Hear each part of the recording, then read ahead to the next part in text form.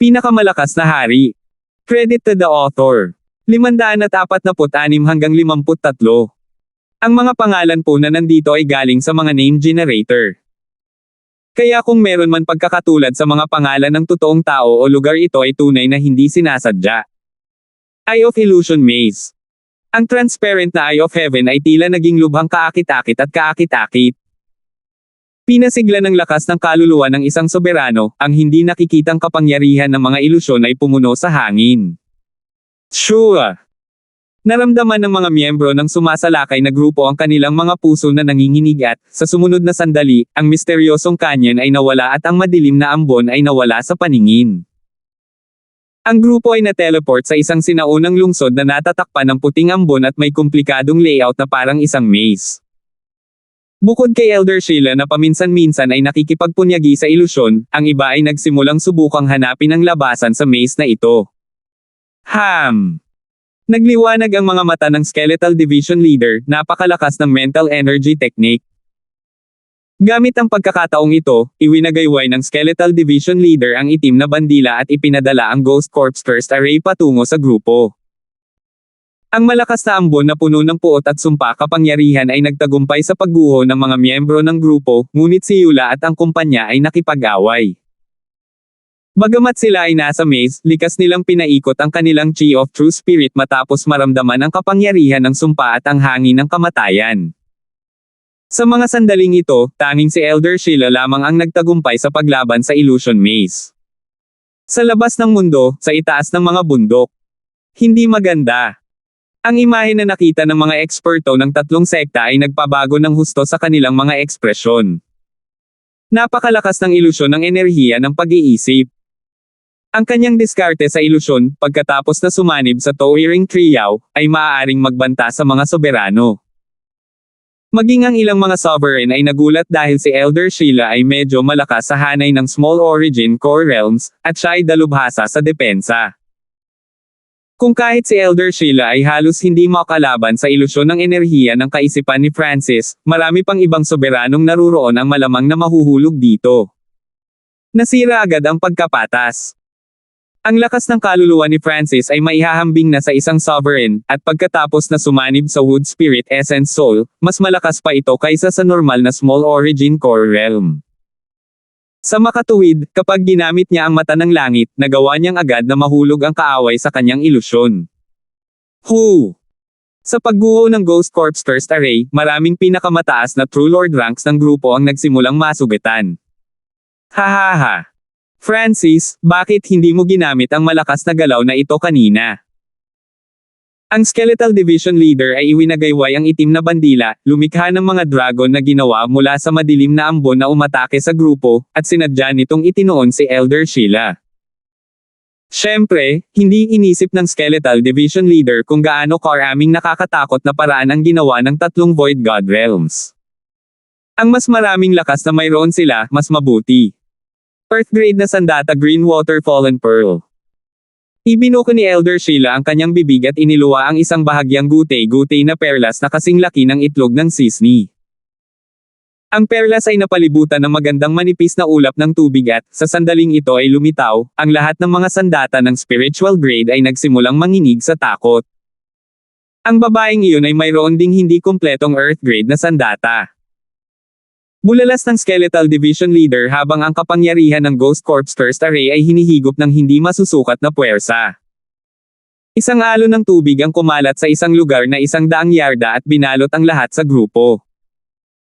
Ang mga eksperto ng grupo ay nagsimulang magpakita ng mga palatandaan ng pagpupunyagi sa labas ng ilusyon. Ang sira-sirang Earth-grade na sandata na ito ay nakakapagpakalma pa ng isipan ng iba. Hindi nagtagal ay natuklasan ni Francis ang isa pang kakayahan ng perlas. Green Sky Water Border. Inabot ni Elder Sheila, at ang barrier ng tubig ay naging matatag habang itinulak nito palabas ang Ghost Corpse Curse Array. Matapos makumplito ang lahat ng iyon, nagpakawala ng hininga si Elder Sheila. Kaya ganyan. Bumagsak ang puso ng Skeletal Division Leader. Ang mental energy technique ni Francis ay hindi kapani-paniwalang malakas at pinilit ang grupo ng tatlong sekta sa desperasyon, ngunit si Elder Sheila ay gumamit ng hindi kumpletong Earth grade na sandata na may malakas na kakayahan sa proteksyon. Sa Green Sky Water Border doon, kahit na ang mga sovereigns ay mahihirapang makalusot. Bagamat maaaring banta sila ng illusion ko, hindi ko kayang patayin ang sinuman sa kanila, kaya sayang lang ang lakas ko. Naging malungkot ang ekspresyon ni Francis. Hindi sinubukan ni Elder Sheila na lusutan ang ilusyon ng enerhiya ng kaisipan ni Francis. Pagkatapos ng lahat, ang huli ay nagdadalubhasa sa mga diskarte sa I-Bloodline at nagkaroon ng malakas na lakas ng kaluluwa. Ginamit niya ang defensive state na ito para, balewala, ang pag-atake ni Francis. Sa ilalim ng estado ng Eye of Heaven, ang gastusin ng enerhiya ni Francis ay halatang malaki, kaya tiyak na hindi siya makakatagal. Hehe, talagang karapat-dapat na maging mga elite ng two-star sects. Isang mahinang tawa ang umalangaw-ngaw sa kanilang mga kaluluwa. Sure. Ang Eye of Heaven sa kalangitan ay biglang nawala at si Elder Sheila ay nagpakawala ng hininga, ngunit bago siya huminahon, isa pa, mas malaking Eye of Heaven ang lumitaw sa kalangitan. Habang nasa taas ito, mas malayo ang nakikita nito. Sa sandaling ito, ang paningin ni Francis ay kumalat sa buong Purple Saint Roans. Ano ang ginagawa ni Francis? Bulong ng Skeletal Division Leader sa kanyang puso. Hindi naintindihan ni Elder Sheila at ng mga manunood. Simulan. Isang malamig at walang emosyong boses ang umalangaw-ngaw sa hangin. Sa susunod na sandali, isang napakalakas na pinagmumula ng mental energy ang pinakawala ng Eye of Heaven na kumalat sa buong guho. Dagendong. Wusi.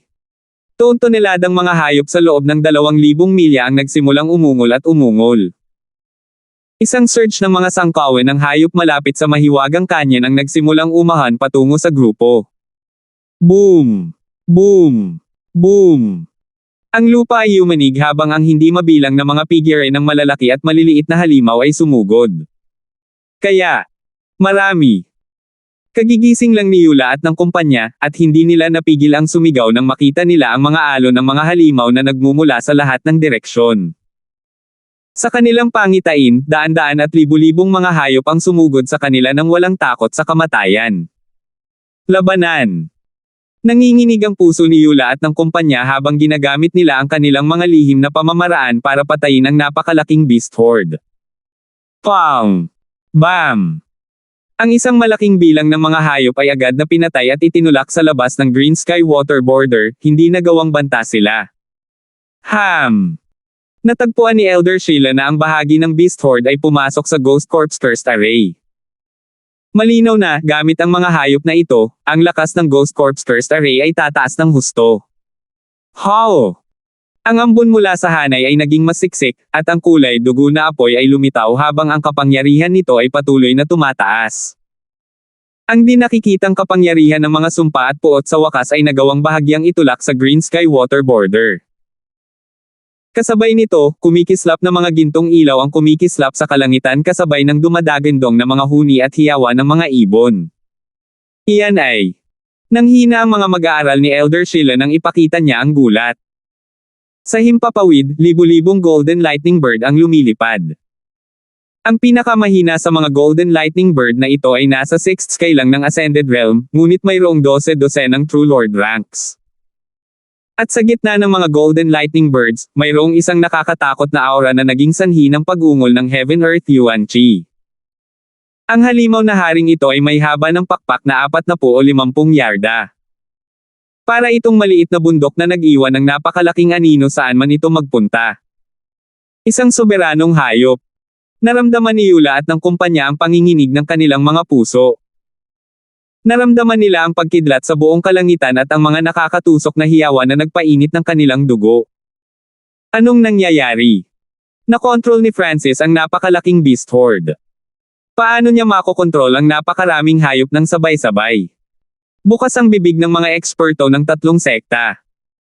Sa larawan, ang Golden Lightning Birds ay mabibilang ng libo-libo, at bukod sa Golden Lightning Bird King, mayroon ding 12-dosenang mga True Lord rank na ibon at ilang daang True Spirit Realms. Hiu! Hiu! Hiu! Hiu! Ang Golden Lightning Birds ay parang kidlat habang sila ay bumababa. Boy Bobo. Ang Green Sky Waterboarder na nagpoprotekta sa grupo ay nagsimulang manginig at lumabo. Boom! Ang Golden Lightning Bird King ay nagpadala ng isang nanginginig na arko ng kidlat. Isang pag-atake mula sa isang Sovereign Beast. Nanginig ang puso ng Skeletal Division Leader. Ang lakas ng Golden Lightning Bird King ay mas malakas pa kaysa sa sarili ng Skeletal Division Leader noong ito ay nasa tuktok nito. Boom bam! Ang Green Sky Waterboarder ay yumanig habang ang mga agos ng kidlat ay dumaan dito, na nagpamanhid sa mga eksperto ng tatlong sekta. Paano na-control ni Francis ang napakalaking Beast Horde? Nanginig ang kaluluwa ng Skeletal Division Leader. Siyempre, hindi nito nakalimutang gamitin ang Ghost Corpse Cursed Array para maabsorb ang blood essence mula sa mga hayop. Sa wakas ay nagsimulang sugpuin ng array ang Green Sky Waterboarder sa tulong ng Golden Lightning Birds. Sa sandaling ito sa oras, ang tubig ay umikot. Kinokontrol ng Eye of Heaven ang hindi mabilang na lumilipad na hayop na sumasakop sa kalahati ng kalangitan. Sa pamamagitan ng pagkontrol sa isang hairy lang ng halimaw, maaari niyang utusan ang buong species nito. Napuno ng lamig ang Eye of Heaven habang nakatingin ito sa ibaba. Nakatuon lamang si Francis sa hari sa mga hayop, at ang Golden Lightning Bird King ay may isa sa pinakamaraming bilang ng mga hayop sa mga species nito. Ang haring ito ang pinuno ng mga species nito, at madaling na-control ito ni Francis pagkatapos na sumanib sa Wood Spirit Essence Soul. Ang isa pang dahilan kung bakit pinili niya ang Beast Horde na ito ay dahil sila ay maliksi at mabilis. Ang napakalaking bilang ng mga hayop ay maaaring sirain ang anumang puwersa sa ibaba ng isang bituin na sekta o paksay ng isang mahusay na bansa at ilang malakas na bansa ng madali. Pang! Ang Golden Lightning Bird King ay ilang ulit na umatake at, sa pagdiin din ng Ghost Corpse Cursed Array, lumabo ang Green Sky Waterboarder at lumitaw ang ilang bitek. Humanda sa pag-atres. Namuti ang mukha ni Elder Sheila nang ibinaba niya ang utos na ito sa pamamagitan ng nagngangalit na mga ngipin. Sa puntong ito, hindi na niya kayang suportahan ang Green Sky Waterboarder. 547. Humanda sa pag-atres. Sa pagharap sa hindi mabilang na bilang ng mga Golden Lightning Birds, kahit si Elder Sheila ay hindi mapanatili ang kanyang kalmado. Ang Green Sky Waterboarder ay maaaring masira anumang oras, at kahit na si Elder Sheila ay malakas at may hindi kumpletong Earth grade na sandata, ang kanyang kapangyarihan ay limitado kumpara sa ilang libong Golden Lightning Birds. Higit pa rito, pinamamahalaan ng Skeletal Division Leader ang Ghost Corpse Cursed Array at dahan-daang dinudurog ang Green Sky Waterboarder. Pumasok na sa kanilang katawan ang hindi nakikitang kapangyarihan ng sumpa. Hehe, gusto mong tumakbo. Sa tingin mo ba magiging ganoon kadali? Ang Eye of Heaven ay tumingin sa ibaba na may mahinang kislap. Si Francis ang may kontrol sa isang hari ng Golden Lightning Bird species. Kiyo. Ilang libong kidlat na ibon ang gumamit ng magkakaibang pag-atake upang salakayin ang Green Sky Waterboarder. Ang Golden Lightning Bird King ay mas nangingibabaw. Ang bawat pag-atake nito ay naging sanhi ng pagyanig ng hadlang sa kabila ng malakas na cultivation technique ni Elder Sheila at hindi kumpletong Earth grade item. Yula. Pangunahan ng iba at singilin palabas. Sasakupin kita. Ang kamay ni Elder Sheila ay nagliwanag ng asul na liwanag. Weng. Ang Green Water Fallen Pearl sa kanyang harapan ay naglabas ng isang pag-alo ng tubig na tumawid ng ilang milya. Napuno ng tubig ang lahat sa loob ng lugar na para bang naging karagatan. Ang Ghost Corpse Cursed Array-wise ambon ay lumabo ng higit sa kalahati, at ang kapangyarihan nito ay nabawasan. Ang mga pulutong ng mga kidlat na ibon sa kalangitan ay nabasag at nadurog. Ang napakalaking pag-atake na ito ay nagdulot din ng panginginig ng butas, at maging ang espasyo mismo. Ang isang hindi kumpletong Earth grade na sandata ay napakalakas sa mga kamay ng isang soberano. Ang mata ng langit sa langit ay tila nag-iingat. Ang suntok ngayon lang ni Elder Sheila ay sapat na para mapuksa ang buong Broken Moon Clan at patayin ang lahat ng nasa loob. Gamit ang isang galaw para sirain ang isang buong angkan, kapangyarihan pa rin ba iyon ng isang tao? Ang matayog na puno na yaw sa di kalayuan ay sumigaw dahil ito ay nasugatan. Kahit na sinabihan ni Francis ang mga Lightning Bird na panatilihin ang isang tiyak na distansya, 1,000 sa kanila ang nasugatan o namatay. Pagkatapos gamitin ang pag-ataking iyon, ang mukha ni Elder Sheila ay naging puti-putla, pagkatapos ay namula muli. Gayunpaman, hindi siya tumigil sa kritikal na sandali na ito. Mamatay ka, bastard ka. Si Elder Sheila ay napaliligiran ng alon ng tubig habang pinapatay niya ang mga kalapit na hayop at pagkatapos ay sinugod patungo sa Golden Lightning Bird King. Diretso sa Beast King. Kung gusto mong lumaban, lumaban tayo. Si Francis ay ganap na nakatuon sa pagkontrol sa Golden Lightning Bird King. Ginamit niya ang liksi nito sa kanyang kalamangan habang naglalaban ang dalawa sa langit. Patayin. Ang iba pang mga miyembro ng tatlong sekta ay naninangil. Sa kabutihang palad para sa kanila, si Francis ay nakatutok sa pagkontrol sa Golden Lightning Bird King at pakikipaglaban kay Elder Sheila. Sa himpapawid, si Elder Sheila at ang Golden Lightning Bird King ay nagsagupaan, at ang natitirang mga alon ng kanilang labanan ay humampas sa 10 milya. Dahil sa katotohanan na ang butas ay isang pangunahing mahinang punto ng mga guho, itinuro ni Francis ang labanan patungo sa mga panlabas na gilid ng misteryosong canyon, at kailangang sumunod si Elder Sheila. Kung hindi niya inalagaan ang Golden Lightning Bird King, ang iba ay hindi makakatakas. Ang lakas talaga ng babaeng ito. Ang Skeletal Division Leader ay iwinagayway ang itim na bandila at ginawa ang Ghost Corpse Cursed Array na sumipsip ng asensya ng dugo ng mga hayop sa malapit bago inatake si Elder Sheila mula sa ibaba. Nangangahulugan iyon na kailangang labanan ni Elder Sheila ang dalawang sovereign ng sabay-sabay habang nakikipaglaban din sa 1 o 2,000 hayop. Sa itaas ng bundok, Pijo hininga ang mga nanonood na eksperto. Masyadong nakakabigla ang labanan sa harap ng kanilang mga mata. Kahit na ang isang kasing lakas ni Elder Sheila ay nasa panganib. Skeletal Division Leader, patayin ang iba. Narinig ang boses ni Francis. Okay. Itinuro ng Skeletal Division Leader ang hanay patungo kay Yula at sa iba pa habang kinokontrol din ni Francis ang ilang kidlat na ibon upang pigilan silang tumakas. Walang hiya na bastard. Nanlamig ang mukha ni Elder Sheila habang sinusulyapan niya ang Eye of Heaven. Upang protektahan ang mga miyembro ng kanyang grupo, gumamit siya ng isang Earth-grade na sandata at isang malaking radius na kasanayan, na nagdulot sa kanya na gumugol ng maraming enerhiya, at sa kasalukuyan, gumagamit siya ng malaking halaga ng Yuan Chi habang nakikipaglaban siya sa Beast Horde. Gayunpaman, habang kinokontrol ni Francis ang Golden Lightning Bird King, hindi siya nakipag-away sa kanya at inutusan ang Skeletal Division Leader na patayin ang iba. Arg!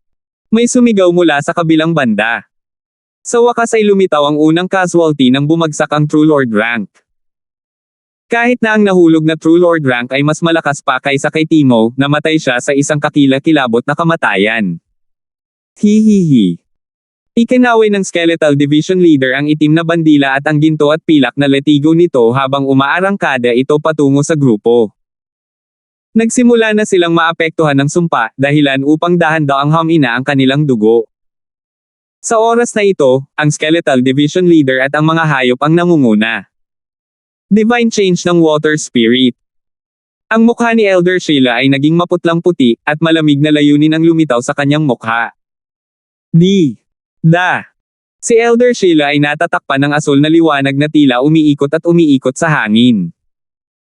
Hindi ka panipaniwala, ang kanyang katawan ay tila sumanib bilang isa sa asul na liwanag, na naging parang likido.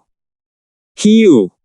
Tinamaan ng kidlat ang katawan ni Elder Sheila, ngunit tila walang pinsala ang kanyang natunaw na anyo. Anong klaseng secret technique yan?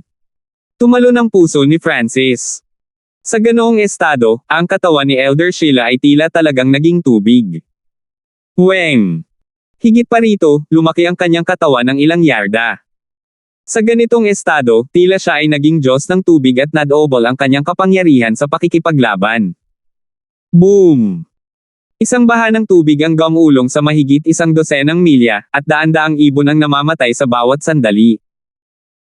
Ang Golden Lightning Bird King ay sumigaw sa sakit habang ito ay tinamaan, ngunit ginagawa pa rin ni Francis ang kanyang makakaya upang gamitin ang liksi nito sa kanyang kalamangan. Bastos, mamatay ka! Si Elder Sheila ay parang isang diyosa habang tinawag niya ang kapangyarihan ng kalikasan. Sa loob ng ilang paghinga, ang Golden Lightning Bird King ay sumigaw nang ito ay pinatay ni Elder Sheila. Sa puntong ito ng oras, higit sa kalahati ng mga kidlat na ibon ay napatay, at pagkatapos mamatay ang halimaw na hari, ang natitirang mga hayop ay nagsimulang tumakas. Hu! Nagpakawala ng hininga si Elder Sheila nang magsimulang mamuo ang kanyang katawan. Matapos bumalik sa normal na estado, naging kasing puti ng papel ang mukha niya at nakaramdam siya ng pagod. Ito ay malinaw na, kahit na ang Water Spirit Divine Change ay may walang kapantay na depensa, isang mabigat na presyo ang kinakailangan upang magamit ito. Higit pa rito, nakagamit na siya ng maraming enerhiya bago ito gamitin. Alab ng Wind Lightning Eye. Ang mata ng langit ay kumikislap na may lilang apoy. Whoosh! Isang half-transparent na purple and azure na apoy na nagradiated ng aura ng destruction ang tumama sa mahinang Elder Sheila. Hindi maganda. Bulalas ng mga eksperto na nanunood sa labas ng mundo. Ang nakakatakot na Wind Lightning Eye Flame ay agad na nilamon si Elder Sheila. Bam! Ang katawan ni Elder Sheila ay nahulog mula sa langit at bumagsak sa isang bundok na lumikha ng 100 yarda na lalim na butas. Ang Wind Lightning Eye Flame na ito ang pinakamalakas na Eye Bloodline Flame na ginamit niya sa kanyang buhay. Ang alab ng Eye Bloodline na iyon ay marahil sapat na upang patayin ang mga normal na soberano. Ang puso ng Skeletal Division Leader ay kumaibot. Sa oras na ito, si Eula, ang iba pang miyembro ng grupo, at ang mga nanunood sa labas ay tahimik. Elder Sheila. Si Eula at ang kumpanya ay hindi sinasadyang tumingin sa butas. Bo! Isang alon ng tubig ang lumitaw mula sa loob ng butas, at isang pinaso na figure ang lumipad palabas. Yung taong. Ang figure ay umuusok at nasusunog. Ito pa rin ba ang banal na Elder Sheila? Treat. Nagawa ni Elder Sheila ang pagluwa ng magsimulang maglaho at dahan-daang bumabawi ang mga paso. Pagkaraan ng ilang sandali, naabutan ni Elder Sheila si Eula at ang kanyang mga kasama, ngunit ang kanyang anyo ay nakakatakot pa rin. Maghanap muna ng lugar para makapag-recover. Umindayog ang katawan ni Elder Sheila, ngunit pinilit niyang pagalingin ang iba. Sa oras na ito, higit sa kalahati ng grupo ang nasugatan o namatay. Ginamit ni Francis ang Eye of Heaven para kontrolin ang ilang kalapit na hayop at nakipagtulungan sa Skeletal Division Leader para habulin sila. ZZZ. Bitch, sisiguraduhin kung mauunawaan mo kung ano ang kahihiyan kapag nahuli na kita.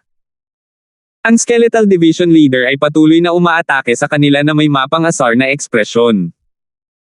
Kung magpapatuloy ito, malamang na mapatay lahat si Elder Sheila at ang kanyang kasama dahil ang una ay lubhang nasugatan at ang kanyang lakas sa pakikipaglaban ay bumaba sa ilalim.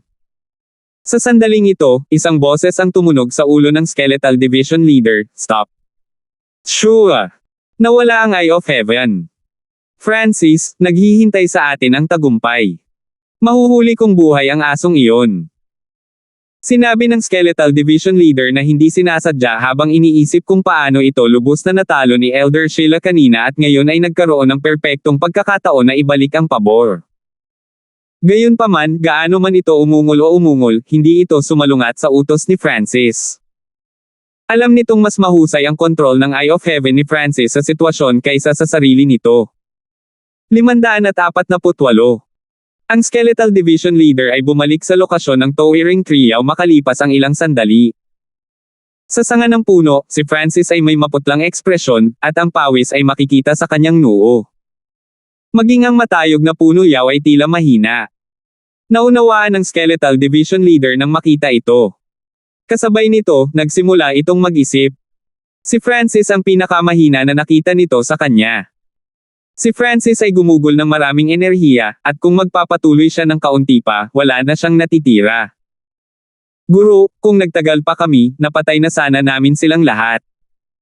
Medyo nanghihinayang sabi ng Skeletal Division Leader. Hindi ginamit ni Francis ang lahat ng kanyang lakas, kaya ang Skeletal Division Leader ay walang pagkakataon na ibalik ang tubig. Skeletal Division Leader, hindi ako nagpatuloy dahil nag-ingat ako sa iyo. Kahit wala na akong lakas, wala kang pagkakataon. Napatingin si Francis sa Skeletal Division Leader at tumalon ang puso nito. Tila wala sa mga iniisip nito ang may tatago kay Francis. Kung gayon, ibig sabihin ng Master. Maingat na sabi ng Skeletal Division Leader. Palibhasay nasa Purple Saint Ruins at nakikipagtulungan sa Towering Trio, ang kapangyarihan ni Francis ay halos makalangit. Kaya niyang kontrolin ang anumang hayop gamit ang kanyang Eye of Heaven. Kung papatayin natin ang grupong iyon, malaki ang presyong babayaran natin. Tumangala ang mga mata ni Francis sa langit. Natigilan ang mga ekspresyon ng mga manunood ng tatlong sekta. Tila nakatingin sa kanila si Francis. Sa kabutihang palad, si Elder Sheila ay dalubhasa sa pagpapagaling. Kung ito ay isang normal na soberano, maaaring namatay na sila. Kahit na ano, kaya niyang mabuhay. Nag-uusap ang mga miyembro ng tatlong sekta. Bagamat natalo si Elder Sheila, ang kanyang kalmadong ugali ay nakadama ng paghanga sa iba. Kung tutuusin, halimaw ang kalaban na kinakaharap nila. Kapag muling naging matatag ang Spatial Hole, maaari silang magpadala ng mas malakas na grupo na mas nakatuon sa pakikipaglaban. Kalmado ang ekspresyon ng Saint Munant Goddess, ngunit lahat ng nangyari ay naging mas solemn na ang lahat ng miyembro ng tatlong sekta. Sa sumunod na ilang araw, hindi pinayagan ni Francis ang Skeletal Division Leader na habulin si Elder Shui at ang kumpanya. Sa halip, nakatuon sila sa pag-aayos ng array ng pag-aayos at paggawa ng mga array ng Yuan Chi. Ang pangunahing gawain ng Skeletal Division Leader ay ang paggawa pa rin ng mga sinumpaang ghost corpses, at tumulong din si Angelica sa pagbuo ng ilang arrays. Sa loob ng 3 araw, ang lakas ng Eye Bloodline ni Francis ay nakabawi ng husto at kaya niyang kontrolin ang ilang mga hayop upang tumulong muli. Sa panahong iyon, nagpapagaling pa rin si Elder Sheila at ang kanyang mga kasama. Masyadong matindi ang sugat ng una, kaya kahit na nag-specialize siya sa pagpapagaling, matatagalan pa siya para makabalik sa kanyang peak. Higit pa rito, ang iba pang mga miyembro ay nasira lahat ng kapangyarihan ng sumpa. Kinailangan ni Elder Sheila na tulungan silang linisin ito, at kailangan niyang gugulin ang kanyang lakas sa proseso. Kung ito ay isang normal na sovereign sa halip na si Elder Sheila, hindi nila maaalis ang kapangyarihan ng sumpa. Hindi niya maaaring gawin ang anumang bagay, kung hindi bababa sa kalahati ng grupo ang mamamatay. Higit pa rito, nakaramdam ng pagkabalisa si Elder Sheila. Parang may mata na nakatingin sa kanila mula sa kung saan. Sa wakas, sa ika-4 na araw, ang grupo ay nahaharap sa panganib. 4 o 5 sangkawan ng hayop ang nakapalibot sa lambak na kanilang pinagagalingan. Boom! Daan-daang libong mga hayop sa lalong madaling panahon ginawa ang kanyen sa patag na lupa. Ang mga beast hordes ay pinamunuan ng mga half-step origin core realm beast na patuloy na iniinis sila, kaya napilitan ng grupo ni Elder Sheila na lumaban. Sa susunod na 2 araw, ang sitwasyong ito ay mangyayari sa lahat ng oras, kaya hindi sila makapagpahinga. Ang mga hayop na ito ay hindi kumilos ng normal. Mayroon silang mataas na katalinuhan. Ang ilan sa kanila ay may mga espesyal na talento. Halimbawa, ang ilang mga hayop ay maaaring tumalon mula sa lupa habang ang iba ay maaaring maging hindi nakikita. Ang ilan ay nagdadalubhasa sa mental energy at naglabas ng mga nakamamatay na lason. Pagkatapos ng lahat, ang Purple Saint Ruins ay napakaluma, kaya maraming kakaibang hayop. Sa ika-5 araw, unang nasawi ang grupo. Tinulungan ni Elder Sheila ang mga natitirang miyembro at pinagaling sila. Napagod siya. Ang mga pananambang at taktika ni Francis ay lubhang tuso. Tinutukan niya ang mahihinang miyembro ng grupo sa halip na si Elder Sheila. Ang saloobin at lakas ni Elder Sheila ay hindi malalampasan. Hinangaan siya ni Francis, gayunpaman, pinuntiryan niya ang mga mahihinang punto ng grupo na nangangahulugan na si Elder Sheila ay hindi makapag-focus sa pagpapagaling sa kanyang sarili. Sa paglipas ng panahon, dumarami ang mga nasawi. Sa huli, kahit ang Eye of Heaven ay tambangan sila paminsan-minsan. Wind Lightning Eye Flame. Asher Lightning Slash. Illusion Maze. Pinilit ng Eye of Heaven ni Francis ang grupo na mawala ng pag-asa o kumitil ng buhay. Ang mga miyembro ay namatay araw-araw. Sa huli, tanging sina Elder Sheila, Eula, at isa pang kalahating hakbang na Origin Core Realm ang naiwan. Ang orihinal na 20 miyembro ay naging 3. Itong Francis. Ang ginagawa lang niya ay iniisip kung paano tayo pahirapan. Si Eula at ang kumpanya ay hindi pa nakakapagpahinga ng magandang gabi. Kailangan nilang maging magbantay sa bawat sandali. Sa natitirang tatlo, si Elder Sheila ay mayroon lamang 50% ng kanyang yuan chi na natitira, at ang dalawa pa ay hindi gaanong mabuti ang kalagayan. Sa labas ng mundo, sa itaas ng mga bundok, ang mga ekspresyon ng tatlong Void God Realm Kings ay nagsimulang maging solemn. Kung sinubukan niya ang kanyang makakaya, maaaring napatay na sila ni Francis, ngunit hindi niya ginawa iyon. Sabi ng Saint Monant Goddess sa mabigat na tono. Hindi mahirap makita na ginugol ni Francis ang karamihan sa kanyang mga pagsisikap sa pag-aayos ng tatlong malalaking butas. Bagamat tila si Elder Sheila at ang kumpanya ay nahaharap sa mabibigat na kaguluhan at pagpapahirap, iyon ay si Francis lamang ang nakakainis sa kanila sa kanyang libreng oras. Sa karaniwan, nangyari ito 2 beses o 3 beses sa isang araw, at hindi man lang nito nagamit ang lakas ni Francis. Mga Panginoon, mas maliit ang mga butas, mas mahirap magbukas ng spatial hole. Nagpadala si Grandmaster Yin Kung ng ilang masamang balita, at ang mga ekspresyon ng lahat ng tatlong Void God Realms ay bahagyang nagbago. Ilang beses pa ba natin maipapadala ang mga tao? Tanong ng Saint Monant Goddess. Minimum ng 1 pa at isang maximum na 2 beses, ngunit kung magpapatuloy ito, ang pagkakataon ng ikatlong grupo na makatapos nito ay medyo mababa. Napabuntong hininga si Grandmaster Yin Kung habang pinagmamasdan ang tanawin sa loob ng imahe. Ang Francis na ito ay may napakalakas na kaalaman sa sitwasyon. Hindi niya masyadong inisip ang panandaliang tagumpay sa pamamagitan ng pagwawakas kay Elder Sheila at sa kanyang mga kasama. Ang pangunahing pinagtutuunan niya ay ang mga malalaking butas habang iniinis lamang si Elder Sheila at ang kanyang mga kasama sa kanyang bakanteng oras. Weng! Ang imahe sa wakas ay nagsimulang maging hindi matatag at malabo. Anong nangyayari? Medyo malabo ang imahe. Bulalas ang mga manunood ng tatlong sekta. Sa sandaling ito, ang tatlong butas ay sa wakas ay nagsisimula ng gumawa ng ilang hakbang sa pag-aayos. Brother Francis, humigit kumulang 60 hanggang 70% ng butas sa mahiwagang kanyon ay naayos na habang ang dalawa pa ay mga 80 hanggang 70% ng paraan. Ang ilang iba pang halatang mga depekto ay inaayos din. Narinig ang boses ni Angelica.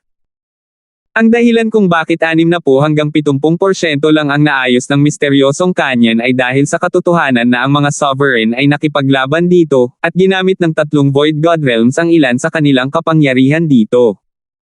Sa makatuwid, ang bilis ng pag-aayos ng lugar na ito ay ang pinakamabagal. Mukhang lalabas din ang susunod na grupo mula rito. Dahan daw ang ipinikit ni Francis ang kanyang mga mata. Nitong mga nakaraang araw, kahit nagpapagaling na siya, nagtagal pa rin siya sa pag-unawa. Matapos hawakan ang layunin ng sovereigns, nagsimula siyang maunawaan ang higit pa tungkol sa kidlat na kulay lila. Bukod doon, ang Water Spirit Divine Change ay na-inspection din ng God's Spiritual Eye ni Francis. Gumagamit ang Water Spirit Divine Change ng natatanging water bloodline para gawing likido ang solid state ng user. Mukhang hindi ka panipaniwala ang discarding ito, ngunit ang mga tao ay orihinal na binubuo ng 80% na tubig. Nagsimulang umintindi si Francis. Kinopya niya ang teorya sa likod ng Water Spirit Divine Change ni Elder Sheila, at ngayon ang kailangan lang niyang gawin ay kopyahin ang aktwal na pamamaraan. Dahil si Francis ay may mismong water bloodline, ang kanyang pag-unlad sa Water Spirit Divine Change ay napakabilis. Upang ilihim ito, nagtago siya sa loob ng mga sanga ng matayog na punong yaw. Mabilis na lumipas ang oras. Kalahating buwan na ang nakalipas mula nang masira si Elder Sheila at ang kanyang mga kasama. Sa nakalipas na kalahating buwan, naunawaan ni Francis ang 1/5 ng kulay purple na kidlat, at ang kanyang mental energy ay nagsimulang umabot sa origin core realm level. Pagkatapos ng lahat, siya ay sumanib sa matayog na puno yaw sa loob ng mahabang panahon, at nakipaglaban siya sa isang soberano. Bukod sa aking cultivation, na umaasenso patungo sa peak True Lord rank, ang iba ko pang aspeto ay hindi na gaanong naiiba sa isang normal na sovereign, at maaaring mayroon pa silang kalamangan sa ilang lugar. Pakiramdam ni Francis ay marami siyang pinagbuti. Sa takbo ng oras na ito, 38 mga sinumpaang ghost corpses ang ginawa at, sa pagdaragdag ng mga bangkay na ito, ang lakas ng ghost corpse thirst array ay tataas ng husto. Sa araw na ito, nagkaroon ng kaguluhan sa kalawakan sa loob ng mahiwagang kanyan. Weng! Isang butas na pilak ang lumitaw sa gitna ng kanyan. Francis, mag-ingat ka. Ang pangalawang grupo ay dumarating sa butas na iyon. Nagbabala ang Purple Saint Partial Spirit. Shua! Shua! Shua! Mahigit 100 malalakas na aura ang tumalon mula sa butas. Ang pinuno ay isang medyo mataba, tamad na kabataan, na ang aura ay umabot sa Origin Core Realm at mas malakas kaysa sa mga normal na sovereigns. Si Tyrone iyon. 549. Ang grupo ni Tyrone ay mayroong isang sovereign, 3 kalahating hakbang na Origin Core Realms at 10 Peak True Lord ranks. Ang bilang sa pagkakataong ito ay mas maliit kaysa sa huling pagkakataon. Mula rito ay makikita ng isang tao na ang pagkukumpuni ni Francis ay may epekto na ngunit ang mga taong ito ay lahat ay may makapangyarihang aura at mas malakas kaysa sa iba sa parehong cultivation. Francis, lumabas ka at mamatay. Napuno ng malamig na pagpatay ang mga mata ni Tyrone at agad niyang nilock si Francis. Lumakas ang hangarin ng labanan sa mga miyembro sa likod niya. Malinaw na ang grupong ito ay pinamumunuan ni Tyrone, isang baliw sa labanan. Sa gitna ng grupo ay isang magandang batang babae na may simbolo ng buwan sa kanyang noo at ang kanyang lilang buhok ay umihip sa hangin. Bawat ngiti niya ay tila puno ng mahika. Mahiwaga, kakaiba, espesyal. Siya ay si Willa, mula sa Moon Demon Palace at nakapasok sa ikalawang palapag ng Treasured Palace kasama si Francis noon at nakatanggap ng makapangyarihang mana. Tyrone, maaari muna tayong makipagkita kay Elder Sheila at magplano sa simula. Kinuha ni Willa ang isang jade pendant at inilagay ang kanyang Chi of True Spirit dito. Gayunpaman, si Tyrone ay hindi nag-abala sa kanya at pinandilatan si Francis ng malamig na mga mata. Ngayong nakita na niya ang kanyang kalaban, napuno siya ng puot. Iniisip kung paano niya napigilan si Francis at ang matayog na punuyaw, natalo pa rin siya. Naalala niya ang sakit ng pagbara ng alakdan sa kanyang lalamunan. Relax. Nagsalita si Tyrone sa malalim na tono, mayroon akong killing card sa kanya at kahit wala ito ay madali ko siyang mapatay. Matapos sabihin iyon ay nagsimulang magningning ang kanyang katawan kay Yuan Chi at tila naging sentro ng mundo.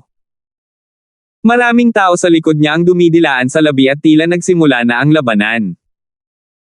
Sa ilalim ng sitwasyong ito maging si Francis at ang matayog na puno na si Yao ay nakadama ng matinding pressure. Ang lakas ng aura. Naramdaman ng Skeleton Division Leader sa 10,000 Ghost Pearl ang pagyanig ng kanyang puso. Nahulaan niya na marahil ay dumating na ang pangalawang grupo ng 3 sekta. Hehe, paanong hindi kita mabibigyan ng regalo? Si Francis ay nakaupo pa rin at hindi natakot. Sa sandaling matapos niyang sabihin ito, nagpadala ang kanyang God Spiritual Eye ng isang bulong ng misteryosong mental na enerhiya sa lupa. Huang! Ang lupa sa ibaba ni Tyrone ay nagsimulang manginig at isang malakas na dagindong ang nagmula sa ibaba. Basag! Ang lupa sa gitna ng misteryosong kanyon ay sumabog at isang sinaunang aura ang lumabas. Hindi maganda. Ang grupo ay naging hindi matatag at nadama na hindi makahinga dahil sa presyon. Kahit na ang isang kasing lakas ni Tyrone ay naramdaman ang pagbigat ng kanilang anak. Mag-ingat kayong lahat, malamang may isang sovereign level beast na nagtatago dito. Bulalas ni Willa at likas na lumipad pataas. Woo! Isang dagindong ang umalangaw-ngaw mula sa lomat. Boom! Isang nakakatakot na puwersa ng pagsipsip ang nagmula sa lomat. Nu! Arg! Nagsimulang magpanik ang grupo. Bam! Bam! Bam! Sa isang kisap mata, kalahati ng grupo ay hinayla sa ilalim ng lupa. Wow! Wow! Ilang tao lamang ang nakatiis sa pagsipsip ngunit lahat ay nagluwa ng dugo. Bukod kay Tyrone, lahat ng iba pa ay malubhang nasugatan. Kabilang sa kanila si Willa ay hindi gaanong nasugatan ngunit nagluwa pa rin ng isang subo ng dugo. Ayan! Yan! Nanginginig ang puso ng lahat habang nakatingin sa bitek. Woo! Isang 10 yarda ang taas na higanting bato ang gumapang palabas mula sa butas at ang katawan nito ay nilikha ng isang dilaw na kayumangging bato. Ang higanting bato na ito ay tila isang sinaunang lahi at ang paglilinang nito ay umabot na sa antas ng soberano. Ang pressure na nag-iisa ay naging sanhi ng pagkawala ng kalahati ng kanilang mga miyembro. Hehe, nasiyahan ka ba sa welcome gift na ito? Si Francis ay may malabong ngiti sa kanyang mukha. Paanong hindi siya gumawa ng anumang paghahanda pagkatapos malaman na sila ay darating dito? Maaaring makita ng labas ng mundo ang mga normal na kilos ngunit ang higanteng bato na ito ay nakatago sa lupa at hindi na-detect. Nang walang anumang paghahanda ang grupo ni Tyrone ay dumanas ng mabibigat na casualty sa sandaling lumitaw sila. Sa itaas ng mga bundok sa labas ng mundo. Ang mga ekspresyon ng tatlong Void God Realm King ay kapansin-pansing nagbago. Ang pangalawang grupong ito ay isang turning point ngunit hindi pa nagsisimula ang laban at ang grupo ni Tyrone ay nawala ng kalahati ng kanilang mga miyembro. Bukod kina Tyrone at Willa, ang lahat ng iba pa ay malubhang nasugatan at hindi na makalaban sa kanilang kasukdulan. Patayin! Bahagyang sinabi ni Francis habang sumanib siya sa Wood Spirit Essence Soul para kontrolin ang higanteng bato at umakbay kay Tyrone at sa kumpanya. Dagindong. Ang higanteng bato ay naglabas ng mabigat na puwersa ng paghila habang ang mga kamao nito ay bumulusok patungo kay Tyrone at sa kanyang mga kasama. Bam! Boom! Bago pa man dumating ang pag-atake, isa o dalawang tao ang nadurudge ng kapangyarihan at napatay. Bastos ka! Umuungal si Tyrone at nagpadala ng dagat ng mga gintong ilaw na nagpailaw sa lahat sa loob ng 10 milya. Ding-ding! Ang higanteng bato ay nilamon ng hindi mabilang na mga ilaw ngunit lumilitaw ang mga kislap ng katawan nito kung saan ito nataman. Kahit si Francis at ang matayog na puno na siyaw sa malayo ay inatake. Ang hindi mabilang na mga gintong ilaw ay lubhang matalas at tila kayang lumunin ang lahat ng nasa daan nito. Isang alon ng tubig ang lumitaw sa paligid ni Francis at pinatigil ang mga ginintoang ilaw samantalang ang matayog na puno na yaw ay napuno ng mga marka at mga butas. Ito na lamang ang natitirang pag-atake ni Tyrone. Napakalakas ng depensa ng Stone Giant at parang may bloodline na katulad ng kay Shi Chengtian pero mas dalisay. Napabuntong hininga si Francis.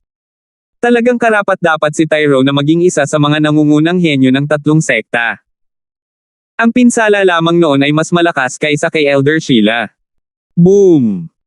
Si Tyrone at ang higanteng bato ay nagsagupaan at nagpadala ng mga alon ng pagkawasak sa mahigit 100 milya. Arg! Mas lalong sumigaw ang grupo.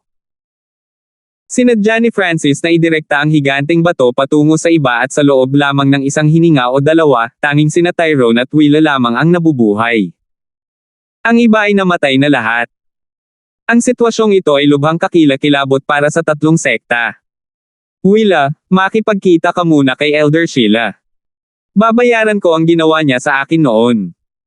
Itinulak ni Tyrone si Willa palabas ng 1 o 2 milya.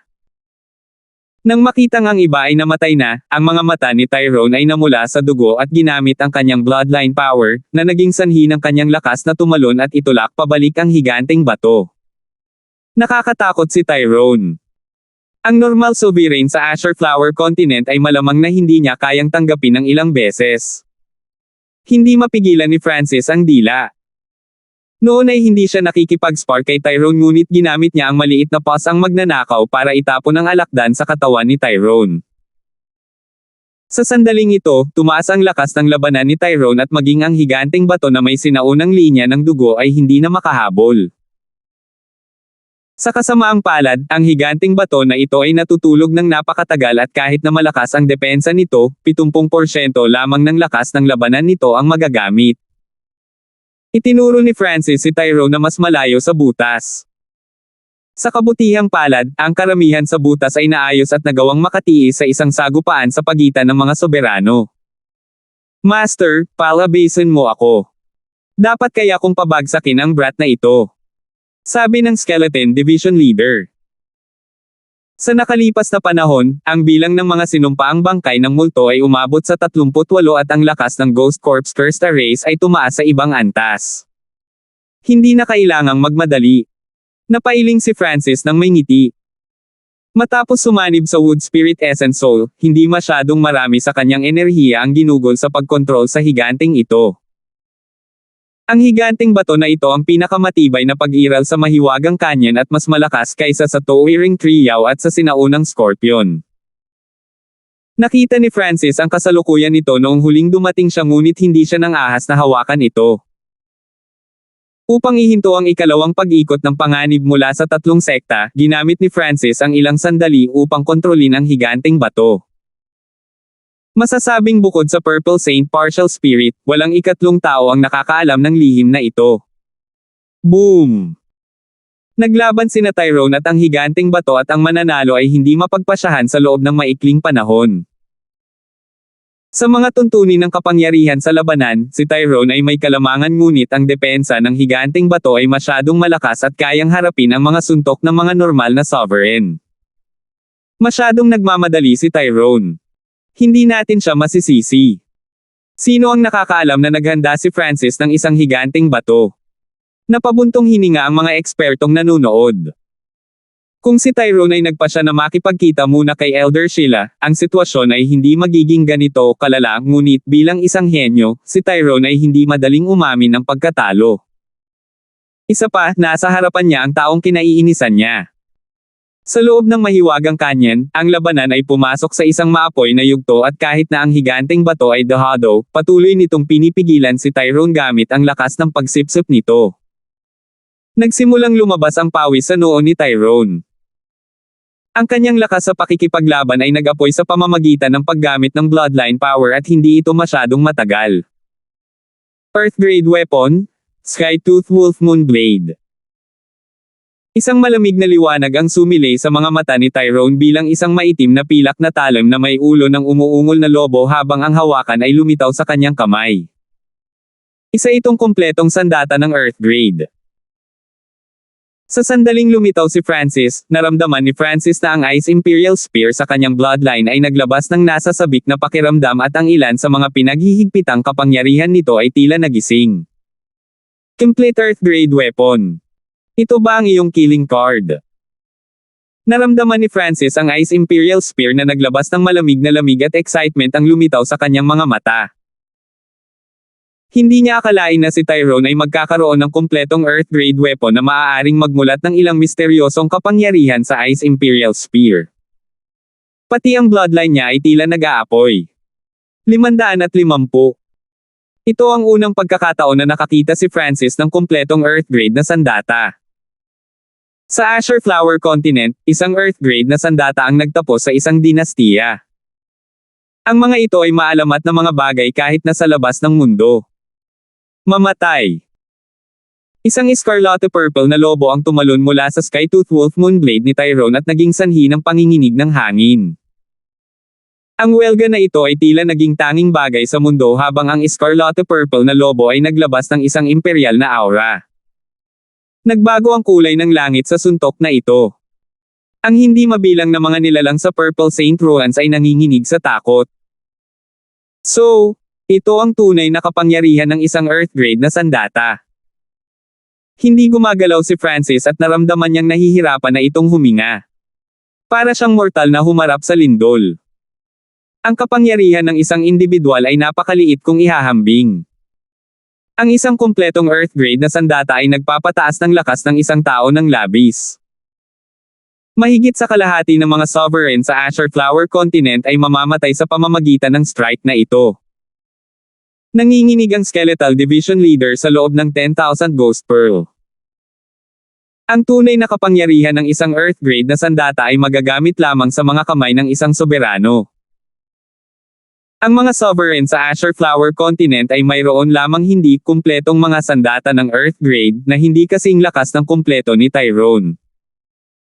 Higit pa rito, si Tyrone ay nagmula sa isang 2.5 bituin na sekta. Ang kanyang mga diskarte at kasanayan sa paglilinang ay nalampasan ng mga sovereigns mula sa Azure Flower Continent. Nilamon ng lobo ang higanteng bato. Hige ka! Inutusan ni Francis ang higanteng bato na maging ball ang bato upang mabawasan ang pinsala, ngunit kahit noon pa, isang napakalalim na sugat ang naiwan sa katawan nito at nagsimulang mahulog ang mga bato sa sugat. Kung ito ay isa pang soberano na nahaharap sa gayong suntok, sila ay malubhang masugitan, kung hindi patay. Gayunpaman, dahil ang depensa ng higanting bato ay mas malakas kaysa sa iba, nakaligtas ito. Skywolf Dragon Slaying Blow. Ang bloodline ni Tyrone ay muling nag-apoy, at ang isang tatlong ulo na Skywolf ay nahati sa tatlong sinag ng liwanag na tumusok patungo sa higanting bato. Pumunta ka sa ilalim ng lupa. Kapansin-pansing nagbago ang ekspresyon ni Francis. Ang welga na ito ay mas malakas pa kaysa dati. Boom! Ang higanting bato ay kumikinang na may malalim na dilaw kayumanggi habang ito ay sumanib sa lupa, ngunit ito ay nasugatan pa rin. Lahat sa loob ng 10 milya ay humarap sa alon ng pagkawasak. Ang higanting bato ay umungal nang lumitaw ang isa pang 2 o 3 gasgas na mas malalim pa kaysa sa una. Namumula ang mga mata nito habang nakatutok kay Tyrone ng may puot. Napuno ng alikabok ang hangin at umihip ang hangin. Hehe, malakas talaga siya. Isang ngiti ang ipinakita ni Francis. Sa sandaling ito, dahan-dahan siyang sumuko sa pagkontrol sa higanting bato. Sa pagharap sa mga pag-ataking ito, sasalakayin ng higanting bato si Tyrone upang iligtas ang sarili. Tanging si Tyrone lamang ang natitira sa mga mata nito habang nilalamon ito ng apoy ng puot. Gusto nitong punitin ang kaaway na ito. Dagendong. Ang kayumanggi dilaw na liwanag ay bumaril mula sa higanting bato habang ang katawan nito ay lalong lumakas at tila nag-aapoy ng isang uri ng bloodline habang umaakyat ito patungo kay Tyrone. Mamatay. Malamig nang umisi si Tyrone habang winawagayway ang Earth Grade na sandata at nagpakawala ng sunod-sunod na pag-atake sa higanting bato. Siyempre, hindi niya namalaya na tumigil na si Francis sa pagkontrol sa higanting bato. May isang layunin na lang si Tyrone, at iyon ay ang patayin ang higanting bato at kunin ang ulo ni Francis. Papalapit na ang kanyang layunin. Kaya niyang patayin ang higanting bato sa loob ng 3 hanggang 5 suntok. Nakakaaliw. Napapaligiran si Francis ng alon ng tubig na nagpatigil sa mga aftershocks. Nang makita ang higanting bato na nahulog sa isang sitwasyon sa buhay o kamatayan, nanatili siyang kalmado. Tila hindi man lang siya nag-aalala sa panganib na darating sa kanya. May mali. Hindi magiging ganoon ka-relax si Francis kung kinokontrol niya ang isang sinaunang anyo ng buhay. Nakita ng mga manunood mula sa labas ng mundo na may nangyari. Damit, tumigil na si Francis sa pagkontrol sa higanting bato. Nanlamig ang mukha ng Saint Moon Aunt Goddess, at nagbago ang ekspresyon ng mga nakarinig. Napagtanto ng lahat na si Francis ay biglang naging malaking banta muli. Sa puso ng 3 Void God Realms, ang banta ni Francis ay mas mataas pa kaysa sa Skeletal Division Leader. Kung hindi na kinokontrol ni Francis ang higanting bato, magkakaroon siya ng maraming oras at lakas upang magdulot ng banta sa kanyang sarili. Skywolf Crushing Star. Ikinaway ni Tyrone ang kanyang Skytooth Wolf Moonblade at ang ulo ng lobo ay naglabas ng libu-libong purple and gold beam ng liwanag. Itinutulak ni Tyrone ang higanting bato sa bingit ng kamatayan. Dinilaan niya ang kanyang labi. Nakaramdam siya ng pananabik. Ang pakiramdam ng kasiyahan mula sa pagpatay sa isang sovereign ng isang sinaunang species kaysa sa isang normal na sovereign ay mas malaki. Gayunpaman, sa sandaling ito. Shua! Isang transparent na asul na mata ang lumitaw sa mga ulap sa itaas ni Tyrone. Ham! Tumalo ng puso ni Tyrone nang makaramdam siya ng mental energy pressure. Sa sandaling ito, gagamit na lang siya ng isang lihim na pamamaraan para patayin ang higanting bato. Purple Destruction Asher Eye Piercing Slash. Naging Asher ang Eye of Heaven nang dumaan dito ang malabong lila. Shoo! Isang malaking half-transparent na blade na napapalibutan ng purple ang tumama kay Tyrone. Sa sandaling dumating ang pag-atake malapit kay Tyrone, naramdaman niya ang isang mapanirang aura na maaaring magtanggal ng buhay. Sa sandaling iyon, nanginginig ang kanyang kaluluwa, bloodline, at maging ang Earth Grade na sandata. Hindi maganda. Sa sitwasyong ito, hindi niya kayang patayin ang higanting bato. Kinailangan niyang i-circulate ang kanyang Power of Origin Core para protektahan ang sarili. Gayunpaman, napakabagal pa rin ang kanyang reaksyon. Masyado siyang nakatutok sa pagpatay sa higanting bato at hindi niya namalaya na tumigil na si Francis sa pagkontrol dito. Shoo! Bumulwak ang dugo habang tinatamaan ng hampas ang katawan ni Tyrone. Arg! Umungol si Tyrone at sinubukan niyang umiwas, ngunit ang isang braso niya ay naputol pa rin ng mapanirang talim ng hangin. Ang eksenang ito ay nabigla sa mga nanunood na eksperto sa labas ng mundo. Maraming tao ang nakakita ng pag-atake ni Francis, ngunit hindi nila naisip na ganito siya kadelikado. Kinuha ng Eye of Heaven ang isa sa mga braso ni Tyrone. Ang Azure Eye Piercing Slash ay isang advanced na bersyon ng Heavenly Piercing Eye. Iyon ang pinakamabilis na pag-atake ni Francis, at sa pagkakataong ito, pinagsama ni Francis ang diwa ng kidlat na kulay lila kasama ang Wood Spirit Essence Soul. Sa ilalim ng ganoong estado, ang Azure Eye Piercing Slash ni Francis ay maaaring agad na pumatay ng mga normal na sovereigns. Kung hindi dahil sa katotohanan na ang bloodline ni Tyrone ay napakalakas at pinahintulutan siyang umiwas, ang welga ay maaaring kumitil sa kanyang buhay. Ang likod ni Tyrone ay basang-basa sa malamig na pawis, at naramdaman niyang parang katatapos lang niyang dumaan sa mga pintuan ng kamatayan. Sa wakas ay naunawaan niya ang sinabi ng Saint Moon Tita Goddess bago siya pumasok. Tyrone, bagamat mayroon kang malakas na hakbang sa pagpatay, ang pinakamalaking banta ay hindi ang sovereign-level skeleton, kundi ang True Lord rank Francis. Matapos mawala ng isang braso, ang lakas ng labanan ni Tyrone ay nabawasan, at ang mapangwasak na aura ng kidlat ay nadudurog ang kanyang katawan at sinisira ang kanyang life force. Hindi ito kasing simple ng pagkawala ng braso. Kasabay nito, ang higanting bato ay gumanti sa pag-atake at ginamit ang lakas ng pagsipsip nito kay Tyrone. Umindayog ang katawan ni Tyrone habang inaatake siya. Ang mata ng langit ay nasa itaas niya at ang higanting bato ay nasa ibaba niya. Ang tunay na nagpabaligtad sa puso ni Tyrone ay ang Eye of Heaven. Eye Soul Shooting Line. Isang kalahating transparent na asul na guhit ng liwanag ang bumaba mula sa langit at nilamon si Tyrone. Handa si Tyrone para dito. Inilagay niya ang Earth Grade na sandata sa harap ng kanyang katawan upang harangan ang suntok. Gayunpaman, ang kanyang katawan at isip ay nagsimulang bumagal. Sure! Matapos hindi makamit ang gusto nito, nawala sa langit ang Eye of Heaven. Ngayong mas naunawaan ko na ang Purple Lightning, ito na ang perpektong pagkakataon na harapin ang isang sovereign ng direkta. Bulong ni Francis sa sarili. Pagkasabi noon ay nawala ang kanyang anyo. Sa susunod na sandali, weng! Isang pares ng purple azure na pakpak na gawa sa hangin at kidlat ang lumaki mula sa kanyang likuran habang siya ay sumipol sa hangin. Sa isang kisap mata, nakarating siya sa ibabaw ni Tyrone. Ano?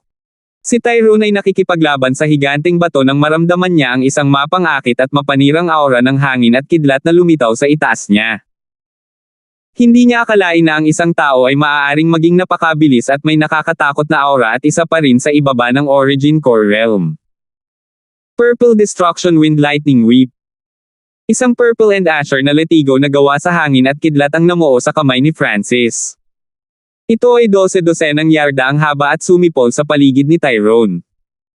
Pai! Pa! Bam! Ang letigo ay naglalaman ng isang mapanirang aura na lumikha ng mga pagsabog. Shua! Shua! Bumilis ang mga pakpak sa likod ni Francis. Maaari pa nilang dagdagan ang kanyang paggamit ng hangin at kidlat. Sa ilalim ng estadong ito, ang bawat pagkilos at paggalaw ni Francis ay maaaring magbanta sa mga soberano. Kinailangan ni Tyrone na harapin ang mga pag-atake ng dalawang kalaban. Napaungol siya sa galit at sakit. Kailan naging napakalakas ni Francis? Ang tipak ng destruction aura na iyon ay sapat na para banta ang mga sovereigns. Umalingaw-ngaw ang mga alon sa puso ng Skeletal Division Leader. Nabawi na nito ang lakas ng isang sovereign at naisip na mas maganda ang tsansa nitong makatakas, ngunit tila naabot na ni Francis ang napakalakas na estado. Earth-grade na sandata Ice Imperial Spear. Bulalas ni Francis nang magsimulang lumitaw sa kanyang kamay ang figure ng isang Ice Blue Spear. Weng!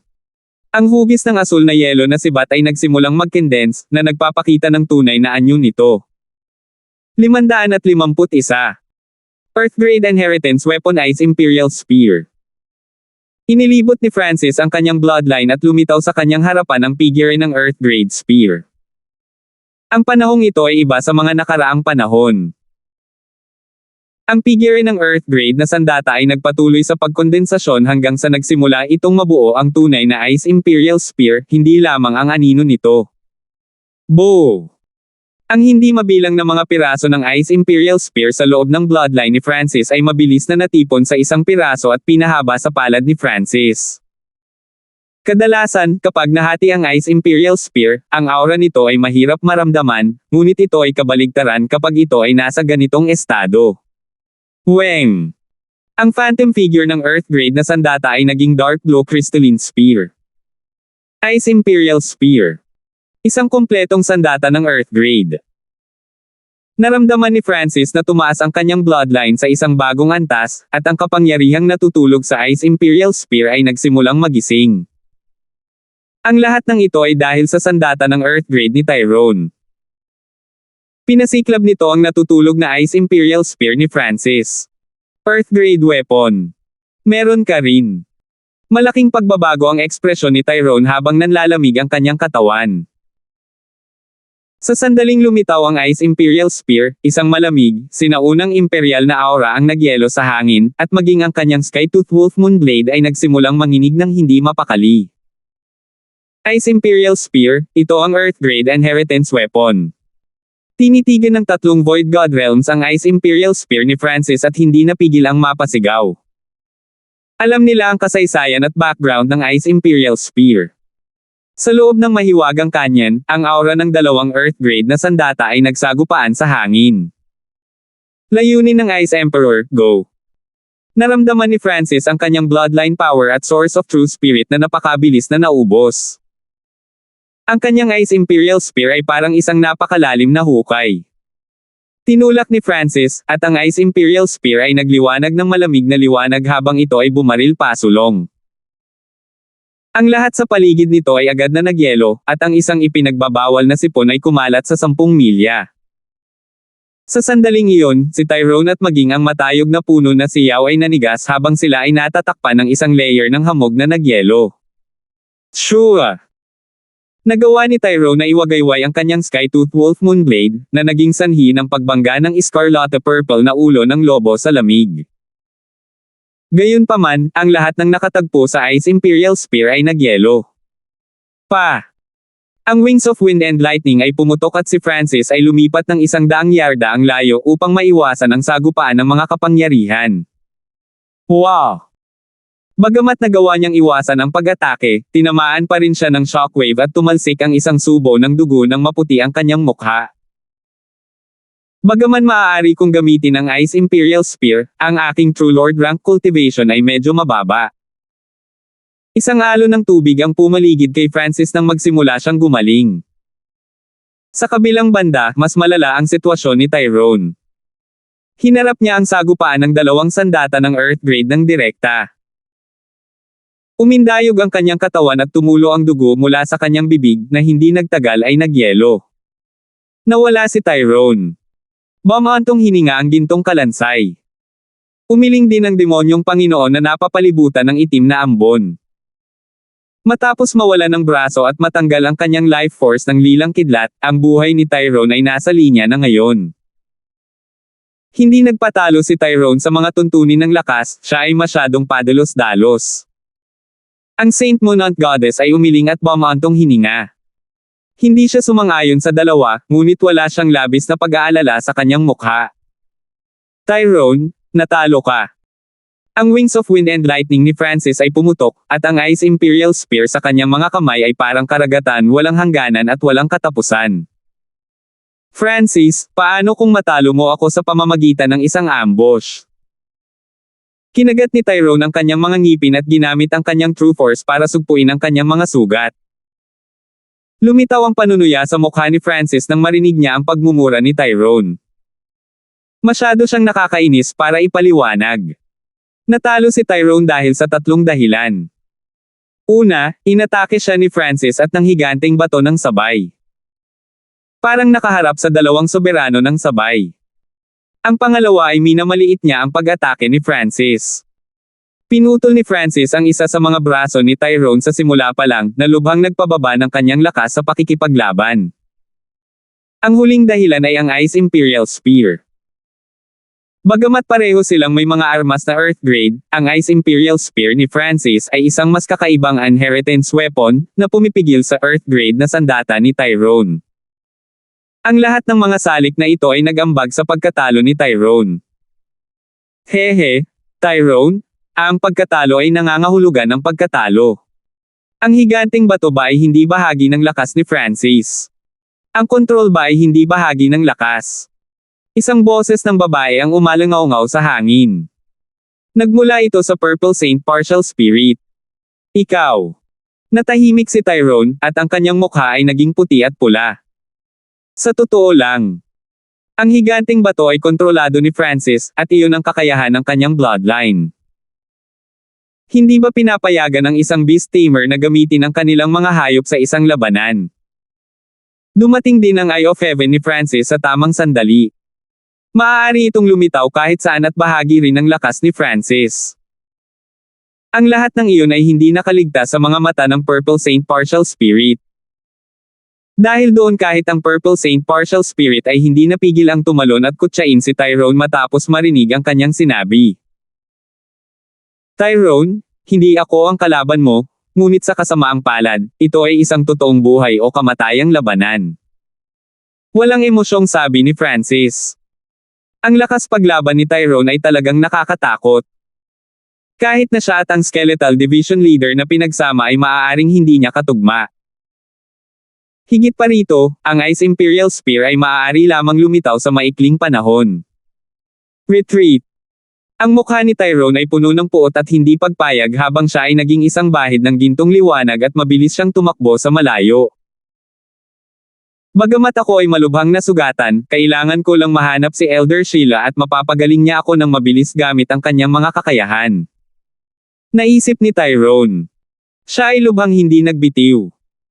Siya ay mas malakas ngunit natalo sa isang True Lord rank. Hindi niya kinaya. Gusto mong tumakbo. Ang Wings of Wind and Lightning sa likod ni Francis ay pumapalpak habang hinahabol niya si Tyrone. Sa mga tuntunin ng bilis, si Francis ay mas mabilis ng bahagya kaysa kay Tyrone, at ang huli ay nasugatan ng husto. Pagkatapos ng lahat, ang kanyang mental na enerhiya ay umabot sa antas ng isang sovereign at mayroon siyang Wings of Wind and Lightning, samantalang si Tyrone ay nasa isang kakila-kilabot na kalagayan. Wind Lightning Eye Flame. Asher Eye Piercing Slash. Ginamit ni Francis ang dalawang makapangyarihang pamamaraan na ito at pinaikot si Tyrone patungo sa lupa. Tyrone, tahan na. Mahigit 100 milya ang layo, pinangunahan ni Elder Sheila sina Eula at Willa sa direksyon ni Tyrone. Huli na. Inalis na ni Francis ang Ice Imperial Spear, at si Tyrone ay kalahating nakaluhod sa lupa. Malubhang nasugatan siya at hina ang aura niya. Ang kanyang lakas sa pakikipaglaban ay 20 hanggang 30% lamang ng kanyang peak. Sa ganoong estado, sigurado si Francis na, kahit nawala ang kanyang bloodline at Ice Imperial Spear, maaari niyang patayin si Tyrone. Francis. Ang taong mamamatay. Ay ikaw. Kinagat ni Tyrone ang kanyang mga ngipin at naglabas ng malabong golden jade item. Sa sandaling ito ay lumitaw, isang hindi nakikitang pakiramdam na parang kaluluwa ang lumitaw, at ang puso ni Francis ay tumalon. Iwaksi ang proteksyon ng Diyos. Pinutol ni Tyrone ang Jade Sleep at lumitaw sa kanyang likuran ang isang nakasuot na gintong figure. Ang hangin ay agad na napuno ng walang kapantay na aura. Sa sandaling ito, si Francis, ang Skeletal Division Leader sa 10,000 Ghost Pearl, at maging si Elder Sheila at ang kumpanya ay nakaramdam ng pressure sa kanilang mga kaluluwa. Void God Protection. May nakatagong card si Tyrone. Ang lalaking iyon na may gintong damit ay tila ang pinakamalakas na Void God Realm King sa Pure Moon Spiritual Sect Martial God Jin Huang. Ang mga eksperto na nanunood sa labas ng mundo ay nagsimula sa talakayan, at ang gintong kalansay at ang demonyong Panginoon ay nagkatinginan ng may pagtataka. Isang ngiti ang lumitaw sa mukha ng Saint Moon Goddess. Bagamat malakas si Tyrone, hindi siya gaanong karanasan. Paanong hindi malalaman ng Saint Moon Goddess iyon? Kahit noon pa man, nagpasya pa rin siyang piliin si Tyrone bilang pinuno ng pangalawang grupo. Isang kumpletong Earth grade na sandata ang nakatagong card ni Tyrone habang ang Void God Protection ang kanyang lifesaver. Ang Void God Protection na ito ay mas malakas kaysa sa karamihan ng iba at maaaring agad na pumatay ng isang small origin core realm. Higit pa rito, na si Francis ay mayroon lamang battle power ng isang sovereign, hindi talaga siya isa. Lalong lumaki ang ngiti ng Saint Moon Tita Goddess. Sa sandaling ito, proteksyon ng Jade Dragon. Malamig na ngumisi si Francis habang inilabas niya ang isang Jade Dragon. Sa isang bitek, lumitaw ang isang umuungal na sinaunang dragon. Woo! Isang malalim na dagandong mula sa isang sinaunang tunay na dragon ang umalangaw-ngaw sa kalangitan. Ang figure ng dragon ay tila nangingibabaw sa langit at lupa. Ano? Natigilan ang mga ekspresyon ng mga manunood at ng Saint Moon Goddess. Iyon ay isang Void God Protection na ginawa mula sa isang sinaunang tunay na asensya ng dugo ng dragon. Kapag ang isang sinaunang tunay na dragon ay nagmature, ang kanilang lakas sa labanan ay madaling nahihigitin ang iba pang mga Void God Realm Kings. Marami sa tatlong sekta ang may kaalaman. Boom! Nagsagupaan ang dalawang kapangyarihan, dahilan para manginig ang sukat. Shoo! Sa kalahati lamang ng hininga, nilamon ng dragon ang gintong damit na figure. Hindi maganda. Ang ekspresyon ni Tyrone ay kulay abo na parang abo. Hindi niya akalain na magkakaroon din si Francis ng Void God Protection na mas malakas pa kaysa sa kanya. Bam! Mabilis na umatras si Tyrone, ngunit pinasabog pa rin siya ng ilang milya ng proteksyon ng Jade Dragon. Ang kanyang buhay o kamatayan ay hindi alam. Tyrone. Sumilaw si Elder Sheila sa hangin at pinalibutan ng tubig ang katawan ni Tyrone. Shua! Shua! Sumunod kaagad sina Eula at Willa at tumayo sa kaliwa at kanan niya habang nakatingin sila kay Francis. ZZZ. Isang madilim na ambon ang kumalat sa buong hangin. 38 mga sinumpaang multo, bangkay at isang ginto at pilak na kalansay ang lumitaw. Sa wakas ay lumabas muli ang Skeletal Division Leader mula sa 10,000 Ghost Pearl. Hindi nito maiwasang mapabuntong hininga. Nag-iisang tinalo ni Francis ang buong pangalawang grupo mula sa tatlong sekta. Ay 552 pagkabigo sa pagpapadala.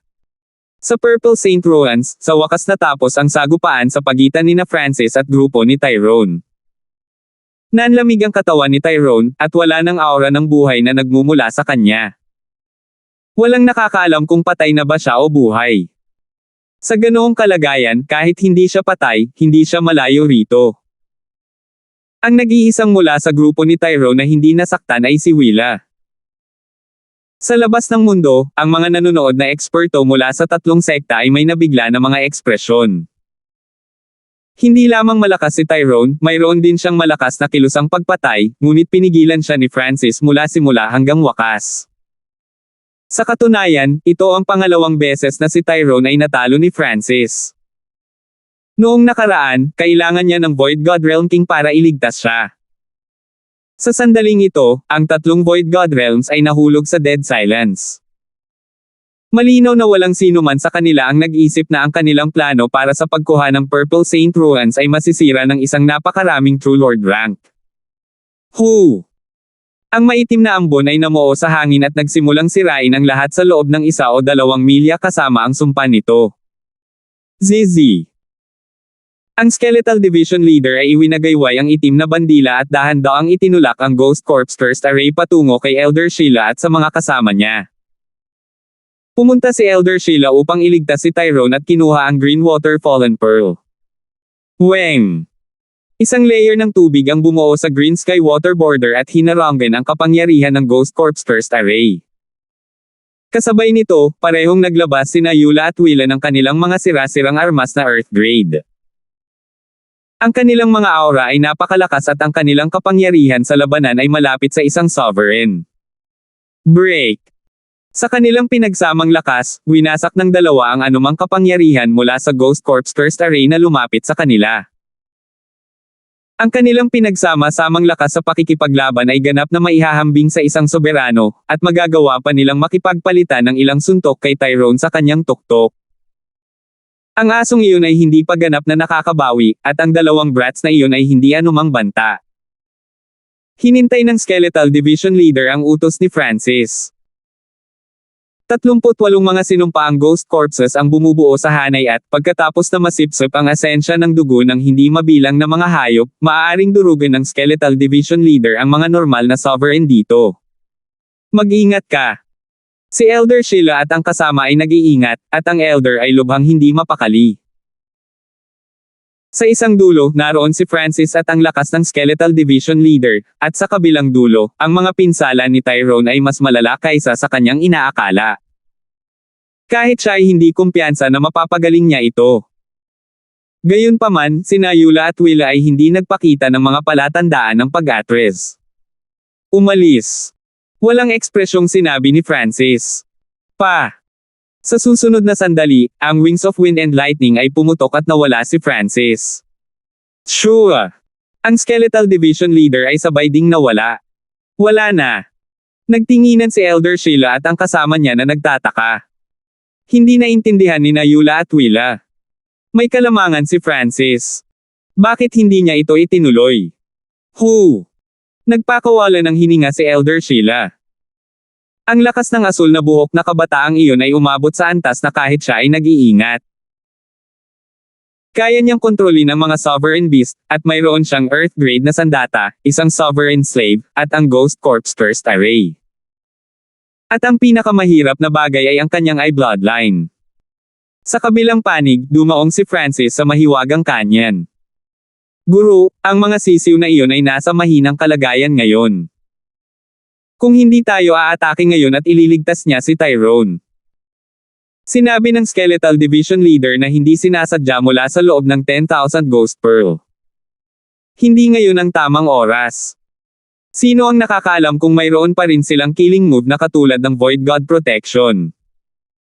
Si Eula at Willa ay parehong mga disipulo ng Void God Realms. Umiling si Francis at kumaibot ang puso ng Skeletal Division Leader pagkatapos nitong marinig iyon.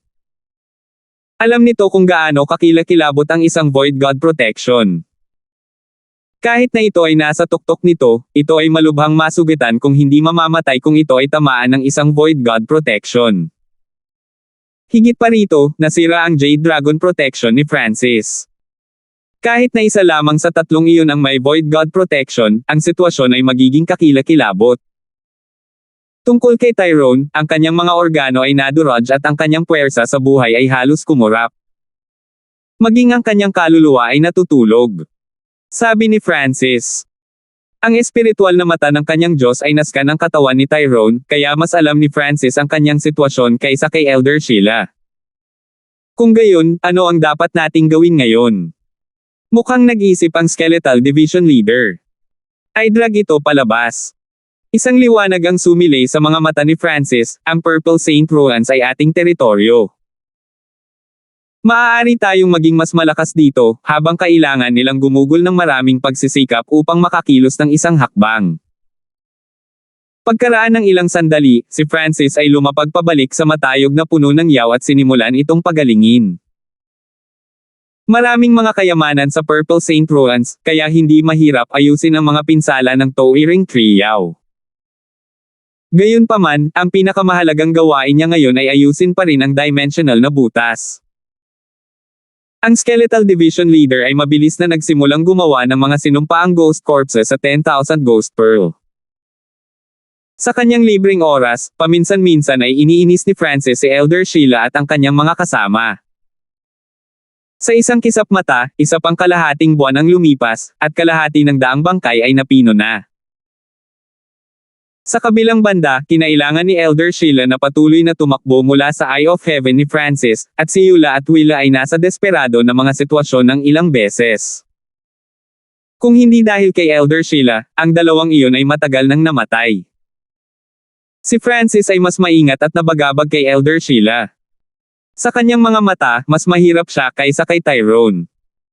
Siya ay may isang malakas na depensa at mabilis na mapagaling ang kanyang sarili at ang iba pa ng napakabilis.